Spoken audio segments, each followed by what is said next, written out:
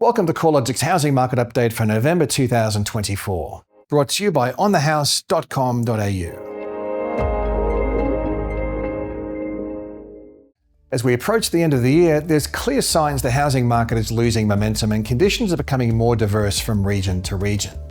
Nationally, dwelling values rose a further 0.3% in October, the 21st month of growth since the cycle commenced in February last year. The subtle positive movement was supported by the mid-sized capitals, led by Perth with a 1.4% rise over the month, offsetting declines in Darwin, Canberra, Melbourne and Sydney, as well as across regional Victoria. While the mid-sized capitals are still leading the charge when it comes to value growth, these markets are also losing momentum. Perth continues to lead the nation with a 1.4% rise in values over the month, but this is well down from the growth seen over the February to June period earlier in the year, when monthly gains averaged more than 2%. Adelaide values have risen by more than 1% each month since March, but conditions look to be slowing here as well, with October's 1.1% gain marking the lowest monthly rise since June. Brisbane's monthly gain of 0.7% was the lowest since July. The annual growth trend has continued to ease, reducing to 6% over the 12 months ending October and down from a recent peak annual rate of growth of 9.7% in February. Slower growth in home values has been accompanied by a rise in advertised stock levels, meaning more choice for buyers. Based on a rolling 4-week count of listings to November 3rd, advertised inventory levels have increased by 14% since the end of winter across the combined capitals, with the largest increase occurring in Perth, where listings are 24% higher, albeit from an exceptionally low base. Total listings are now 12% above the previous 5-year average in Sydney and Melbourne, helping to explain the weaker conditions in these markets as buyers benefit from more choice and less urgency in their decision-making. Despite the rise in listings across the mid-sized capitals, Perth, Adelaide and Brisbane are still seeing advertised stock levels more than 20% below the previous 5-year average for this time of the year. Unlike other markets, sellers are in a better position here, although the balance is starting to gradually improve. Alongside the rise in advertised supply, the number of home sales looks to be fading. Estimates for capital city sales over the 3 months ending October were down 7.5% from 3 months earlier and 1.6% lower than at the same time last year. With higher levels of advertised supply and less purchasing activity, selling conditions have loosened. Capital city auction clearance rates held below the 60% mark through most of October, while private treaty metrics are showing a subtle rise in median days on market, especially in those cities where advertised stock levels are above average. Rental growth is also slowing down. Annual rental growth has dropped to 5.8% nationally, the smallest annual rise in the National Rental Index since the 12 months ending April of 2021. The easing in rental growth is good news for inflation, with rents comprising one of the largest weights within the CPI basket. The annual change in the rental component of CPI has already started to trend lower, falling to 6.7% in the September quarter, down from a recent high of 7.8% in Q1 this year. Weaker rental trends across the unit sector have weighed on rental growth, with rents slipping across the unit markets of Sydney, Melbourne, Brisbane, Hobart and Canberra over the 3 months ending October 2024. Although rental trends are easing more visibly across the unit sector, some cities have also seen a decline in house rents over the rolling quarter.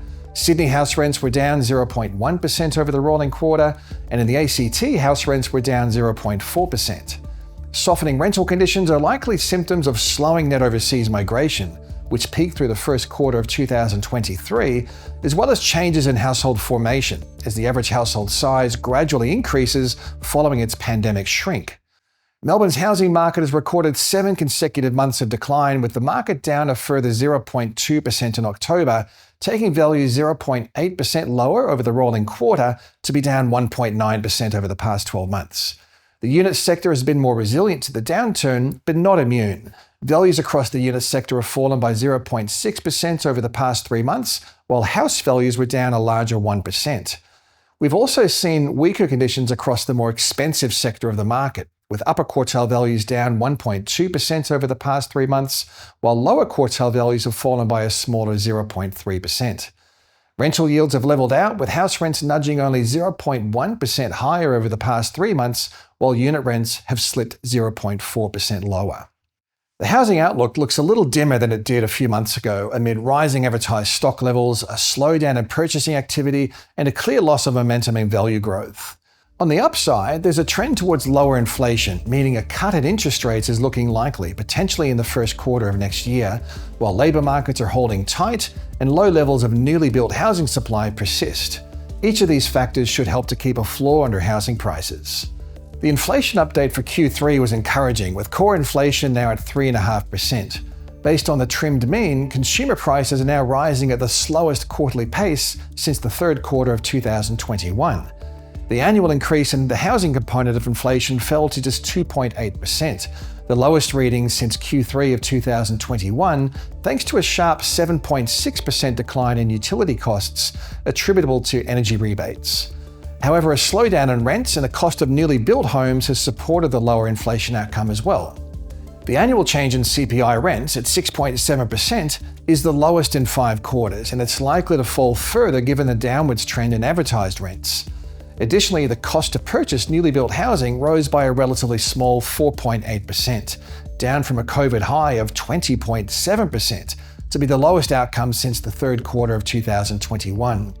A similar drop in the growth of construction costs can be seen in the Cordell Construction Cost Index, which increased by 3.2% over the year to September, well below the pre-COVID decade average of 4.1%.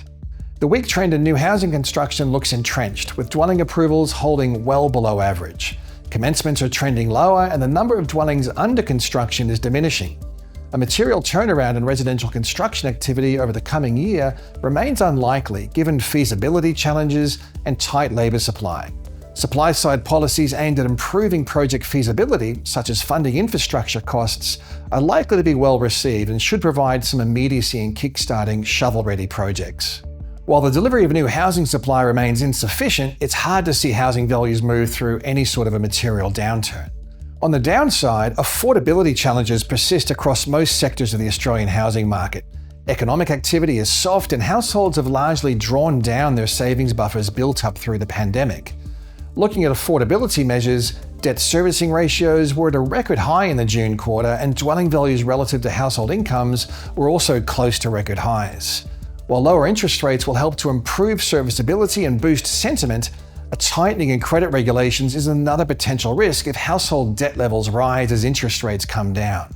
There's always plenty to keep on top of when it comes to housing trends and the factors that influence the market.